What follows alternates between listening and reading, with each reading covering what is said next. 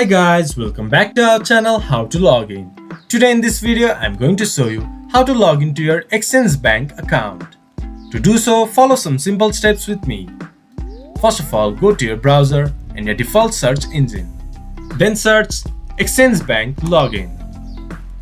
Then go to the first result that shows up or go to www.axisbank.com/login. Once the page has been loaded up, enter your username, then enter your password. To view your password, you can click to this eye icon. Once you have entered your login credentials, click to login. Then you should be able to access your Axis Bank account. If you have forgot your password, then you can get help by clicking to I need to reset my password. And if you are new to Axis Bank, you can create a new account by clicking to Enroll in Personal Online Banking.